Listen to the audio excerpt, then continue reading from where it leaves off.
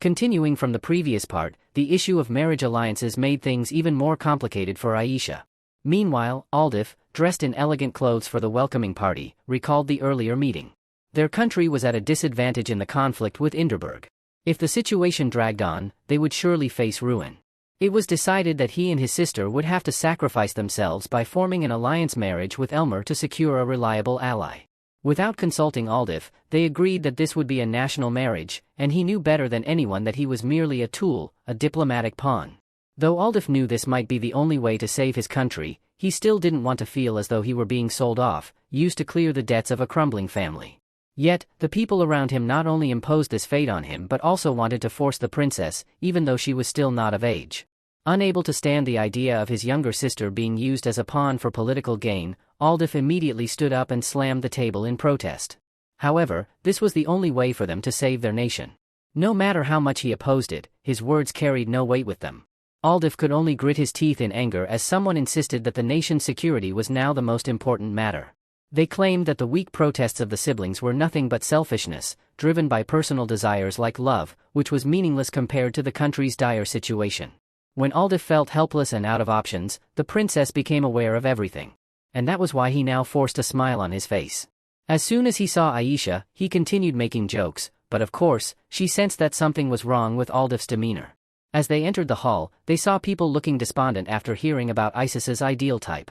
Not knowing where the princess was, Aldif quickly brought her inside. Though outwardly cheerful, Aisha couldn't help but observe how the princess clung to her brother. Suddenly, the princess became extremely fascinated by Elmer's palace, her face lighting up. Then she started swaying, saying that when she returned home, she would miss Prince Isis and hope to live there forever. Her words, filled with innuendo, made Aisha realize that this girl was not a good match for Isis. Just by looking at Isis, who had lost at least 10 pounds after meeting her only a day ago, it was clear. So, Aisha stepped in, saying that if the princess missed this place so much, she could visit often, but Aisha would be the one to welcome her, as Isis, being the crown prince, had many important responsibilities. Aisha delivered a knockout blow. With an emotionless face, she brought up their engagement. You would think the princess would have run out of tricks, but she continued her charade, suddenly claiming to feel dizzy and lightheaded, conveniently falling into Isis's arms. She made the excuse that it was her first time attending such a grand and luxurious event, which overwhelmed her, and asked him to take her to the balcony for some fresh air. Before Aisha could intervene, Isis, quick as ever, refused by saying she was coming down with an illness, and if she went outside, she might catch a cold. He gently suggested that she return to her room to rest. Both Aisha and the princess rolled their eyes. Who ever heard of a welcoming party where you send someone off to rest? Isis maintained his considerate demeanor, insisting that the princess rest after a long, tiring day. Watching the two of them go back and forth, Aisha finally realized her worries were unfounded. Isis truly was clever. As soon as Aisha called out, Vian beamed and smiled brightly. But she couldn't help but laugh as her teasing caused his face to blush a deep red. Seeing him flustered, Aldif realized something was going on and became intrigued. So, as Aisha introduced the two of them, Aldif immediately leaned in and whispered something to tease Vian, repeatedly mentioning that they would talk privately tomorrow. When Vian received a tender, affectionate look from Aldif, he pretended not to notice. But Vian wasn't easy to fool. He quickly pulled Isis into the fray, noting that he, too, had an interest in business. The two exchanged fiery glances, neither willing to lose. As the next song began to play, Aldif immediately wanted to invite Aisha to dance with him. While they were both swaying to the rhythm, he started opening up about how being far from home, he often felt lost, hoping to gain some sympathy from her. Seizing the moment when she was off guard, he moved his face closer to hers. At the same time, Isis, searching for Aisha, had already been alerted by the system, which marked Aldif as the target. Seeing how close they were getting, both he and Aisha rushed toward each other, only to accidentally bump noses. It turned out that this was a greeting custom among the Rio 10 people, and though their anger was bubbling up inside, they forced a smile. Just as the tension began to rise, a commotion erupted on the other side of the room. Luminous had made his entrance, looking stunning as always, his mere smile causing the girls behind him to swoon. Having grown used to human customs, Luminous greeted everyone smoothly. Pretending they hadn't seen each other in a while, the two shared a lively conversation. Suddenly, he turned to ask Aisha about her health. At first, she didn't catch on, but when she did, she played along enthusiastically, even sneezing so dramatically it almost knocked her off balance. Using this as an excuse, Aisha stepped outside to chat with Luminous for a break. But before she could take more than 3 steps, she was called back. Expecting to be caught, she was surprised when Vian, concerned for her health, kindly draped his coat over her shoulders.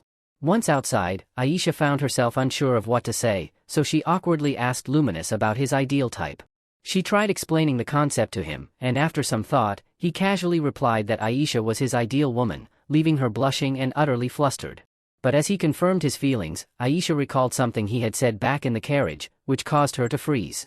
Clearly, Luminous didn't quite understand human emotions, as his words came off a bit clueless. Realizing she wouldn't get any more answers, Aisha turned to head back inside. But before she could leave, something Luminous said stopped her in her tracks. The summoning of Ranian had failed, and somehow he knew about it. After poring over countless books, Aisha had finally found a way to summon a higher-level spirit and draw the necessary symbols. Encouraged by Ru, she steeled herself and immediately began the ritual. Yet, as soon as she uttered the first incantation, the circle responded, though differently this time, as if pulling her inside. Aisha gritted her teeth and pressed on, determined to succeed. But no matter how hard she tried, the light faded, leaving the room in darkness without any sign of the spirit. Lacking the strength to summon a high-level spirit, Aisha stubbornly kept trying again and again, but the result was always the same.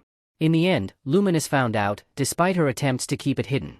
Aisha didn't want anyone to know because she felt ashamed of her failure. More than that, she didn't want Isis to worry about her. When Luminous offered to show her where she went wrong, she refused, insisting on handling the spirit summoning on her own. His smile only widened as he raised his hands in encouragement while the brilliant light behind him seemed to glow even brighter. Aisha, momentarily dazed by his striking appearance, quickly snapped out of it, determined to grow stronger so she could summon Luminous herself. When they returned, only the two of them remained, as Isis had left to greet the guests. As Aisha returned Vian's coat, his face turned a deep shade of red as he confided in her. Swordsmen couldn't normally distinguish between people's voices, but Vian couldn't explain why he was able to recognize hers so easily. After vaguely hinting at his feelings for her, he left, his limbs stiff with nerves, leaving our clueless heroine wondering what had just happened. The next day, the princess sought out Aisha, asking for her help in winning over Isis. But Aisha saw no reason to assist her, as there was nothing in it for her. The princess then presented her case, arguing that since Elmer and Rio 10 shared common roots, a political alliance made perfect sense. Moreover, a marriage would benefit both sides, strengthening their nations and helping them grow. Unable to seduce Isis, the princess tried to persuade Aisha instead, but her arguments were far too weak to sway her. Aisha firmly responded that if such an alliance were beneficial, any country would do. It didn't have to be Rio 10, who had nothing particularly remarkable to offer, her sharp gaze cutting straight through the princess's facade. Aisha could tell that the princess had no real feelings for her brother. Left speechless, the princess had no more arguments. The victor was clear, and Aisha quickly prepared to leave. But suddenly, the princess brought up the tea they had brought as tribute, warning that once their nation fell, the tea, their symbol, would disappear as well. After being informed of the dire situation facing the country, the princess made a decision: she would go to Elmer to propose to Isis. Marrying the crown prince was the only way to secure the support they needed to survive this crisis. Though she wasn't sure she could bring happiness to Isis, the princess still shamelessly begged Aisha for help, driven by her love for her homeland. Seeing her trembling hands, and her desperate plea, Aisha was moved. She decided to tell the princess what kind of woman Isis truly admired, bringing the princess to tears of joy. But her happiness was short-lived, as she quickly became disheartened by the impossible standards Aisha set forth. Feeling a bit sorry for her, Aisha took the princess by the hand and led her away. It turns out that the plan was to bring the lady in for a makeover to suit Isis's taste. But suddenly, a servant came to announce that Aldif had arrived for a visit. The princess hurried off, in such a rush that not even her brother recognized her. Aldif, who had come to the Welfare Institute for Children, was intimidated by Aisha's serious and meticulous demeanor as she worked. Feeling like he was facing a superior, Aldif nervously attempted to ingratiate himself with her by suggesting that he could help with opening the institute. However, he soon realized how difficult and exhausting this task was. Seeing how close his sister had grown with the crown prince, Aldif wanted to give up immediately. But when he remembered the smiling faces of the children, he picked up his pen and started working again, despite the tension. Though Aldif expected his efforts to be rejected, to his surprise, Aisha was pleased, causing his face to flush with embarrassment. Watching her passionately discuss the work left him in a daze. He never expected the princess, who had always been cautious around him, to now be smiling so radiantly, which made Aldif share in her joy and finally show his true feelings, abandoning his usual commercial smile. Meanwhile, Isis was still stunned by the princess's strange behavior. Usually, she was energetic and difficult to keep up with, but now she insisted on being guided and even boasted about her knowledge, claiming she had been to the library, though it required an access card to enter. What unsettled Isis even more was that the princess had sent all the servants away, leaving just the two of them alone. When Isis confronted her, the princess admitted that she had changed her behavior because Aisha had told her that she was his ideal type, leaving Isis speechless. Although Isis wished she would stop her ridiculous antics, it wasn't out of disdain for the princess. Rather, he felt that changing for someone else was exhausting. He believed that if someone could be genuine and show their true self, they would be far more attractive. Although the princess's efforts had failed, she remained playful and cheerful, taking Isis's words to heart and beginning to change her approach. However, her relentless enthusiasm soon had Aisha at a loss for words, as the princess wouldn't stop talking. Even though the next steps were unclear, the princess was determined to try again, believing that failure is the mother of success. Aisha had offered her advice, so the princess wanted to return the favor. As the two grew closer, Aisha began to trust her and confided that she had failed to summon a high-level spirit. Aisha nervously fidgeted with the cup in her hands, admitting that she still didn't understand where she had gone wrong, which left her feeling frustrated. Seeing Aisha's distress, the princess empathized and came up with an idea. She gathered a pile of books and handed them to Aisha, revealing that the second volume of the Spirit History book was in her possession. These books had been taken by the first crown prince from Elmer, so they were entirely different from what was available in the library. Seeing the quality of the books gave Aisha some confidence that she could succeed this time. Just as Aisha was about to dive into studying, the princess offered to help, mentioning that she knew the ancient language. If they studied together, they could shorten the time needed. From that day on, the two were inseparable, constantly pushing each other to study. Despite the different books, the content was quite similar, and nothing stood out.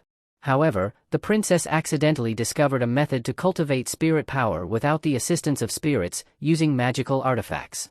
This technique intrigued Aisha. They continued to study until dusk, and Aisha noticed that the princess had fallen asleep. Although this wasn't the princess's area of expertise, she had helped Aisha wholeheartedly.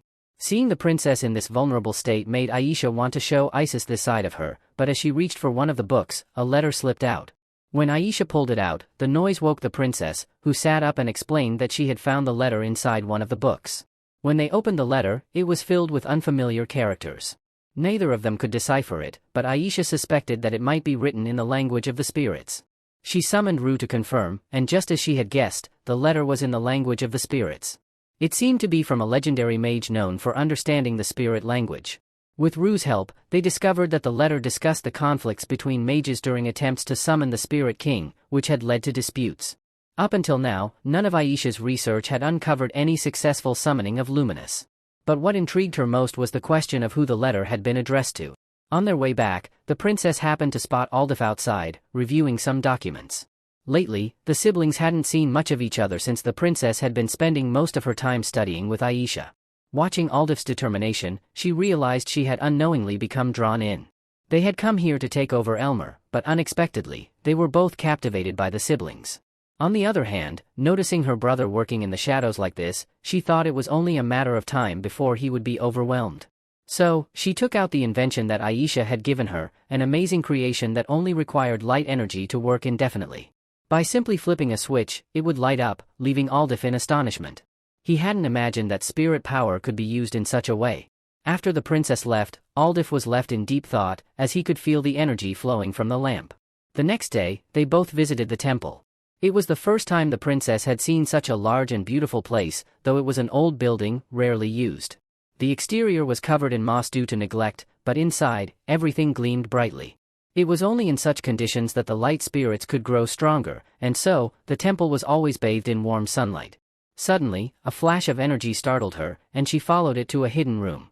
When she opened the door, she was greeted by a shrine blended seamlessly with nature.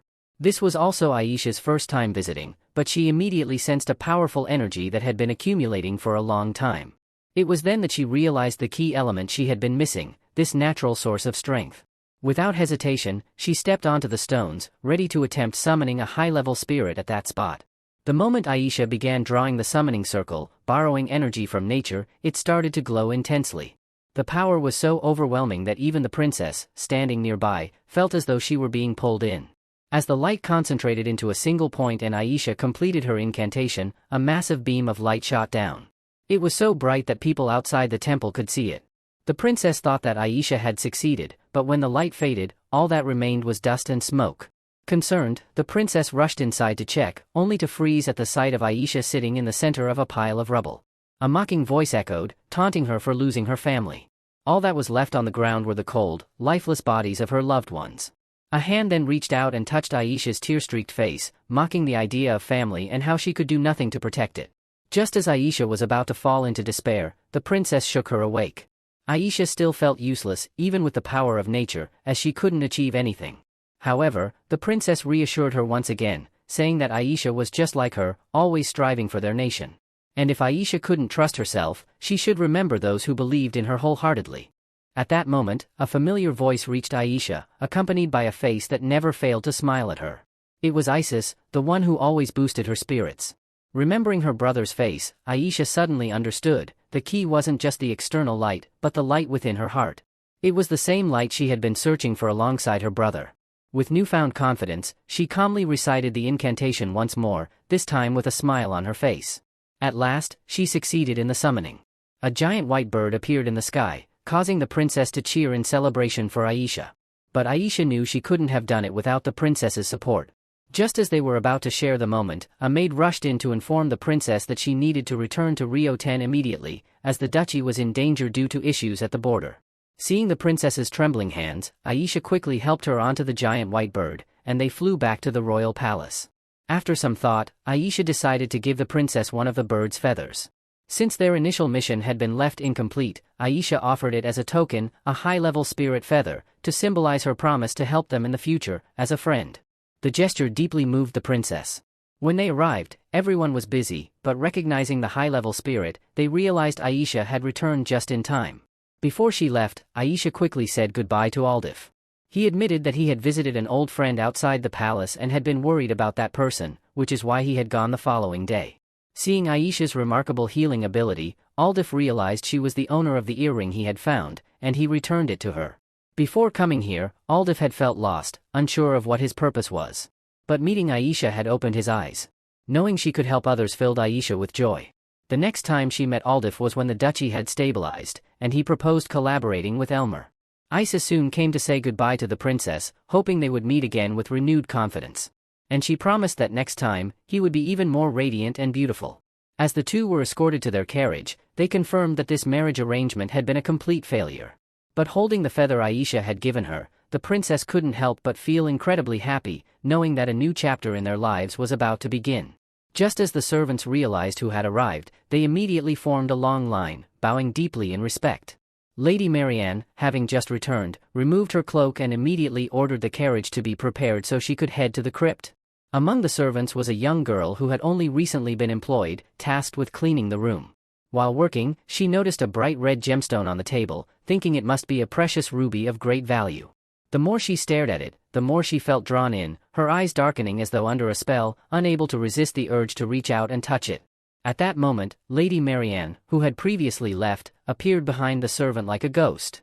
Startled, the maid accidentally dropped the gem, shattering it into pieces. She quickly apologized, explaining that the gem had looked so strange she couldn't help but pick it up. However, Lady Marianne dismissed it, laughing gleefully, saying it wasn't real anyway. If something isn't real, all we have to do is make it real, she said. The maid, still confused, watched as Marianne picked up one of the shattered pieces and handed it to her, telling her to look carefully. In an instant, the maid's eyes darkened, and she became convinced that the fragment was indeed the most expensive ruby in the entire kingdom. Meanwhile, in another room, Aisha was fast asleep when Luminous, as mischievous as ever, snuck into her room. Since she had completed the summoning, she had earned a little reward. He gently placed a glowing finger on her forehead, unlocking the sealed memories that had been long forgotten. When Aisha opened her eyes, she noticed that her hair had turned black, and she realized she had reverted to her former self, Elisa. This time, however, she felt a sense of freedom that she hadn't experienced before. Her attention was then drawn to a large mirror in front of her, covered by a cloth. Curious about what was hidden beneath, she pulled the cloth away, only to see not her reflection, but the face of Marianne staring back at her. The dream left Aisha deeply troubled, making her ponder over it for quite some time.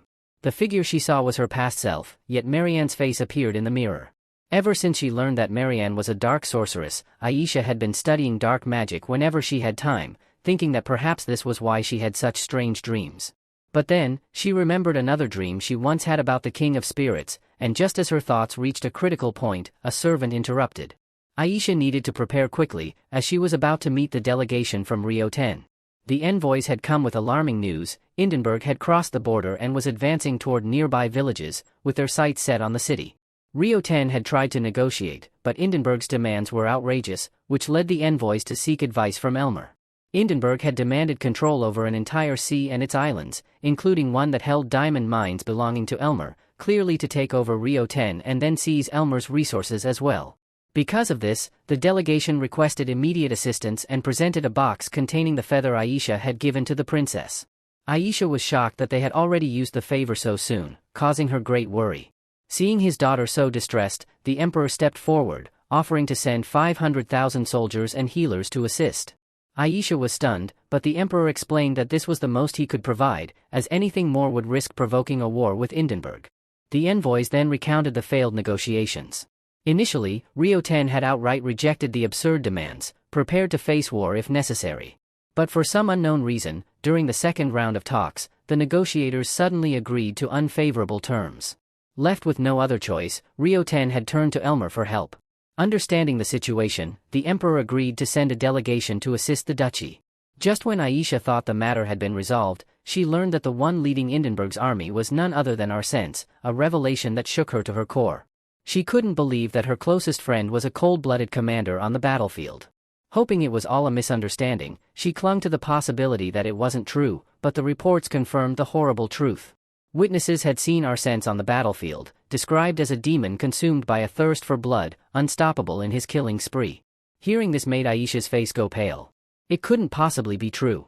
After all, to her, Arsène was always kind and gentle, the type of person who wouldn't even harm an ant. No matter how much time changes, the essence of a person cannot simply transform. Aisha found herself denying reality as she became engulfed in sorrow for her friend, fearing that something terrible had happened to him.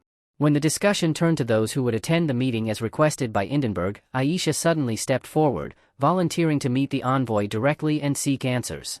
Just as Isis was about to intervene to stop her naive sister, the emperor held her back, wanting to understand Aisha's underlying motives. She explained that she had promised to support Rio 10, and therefore felt responsible for the situation. However, after some contemplation, the emperor declined her request, stating that her promise had already been fulfilled by the empire's military assistance, which was sufficient. When Aisha insisted on pursuing the matter, her request was immediately dismissed, and the meeting was adjourned. Left alone in contemplation, Aisha was soon joined by Isis, who wanted to talk. She admitted that her reasons for wanting to attend the meeting went beyond her promise. There were personal matters involved. While Isis understood her intentions, he firmly opposed her participation, just as he would if he wanted to go to battle himself, something that made Aisha furious. Their feelings mirrored each other, both were frustrated by the idea of the people they cared about entering the battlefield. Aisha finally revealed the truth: Arsène was her only friend from her past life. She defended him, arguing that he was kind-hearted and always concerned for others' safety, incapable of doing anything terrible. However, that didn't mean people couldn't change. Would the boy she once knew still exist on that battlefield? As she recalled the painful expressions on Arsene's face as he wielded his sword, Aisha pleaded once more to be allowed to join the negotiations. Isis was present, and all she needed was for him to ensure her safety. Now, she believed that only she could convince Arsène to stop. And that concluded today's recap. See you all in the next part. Peace.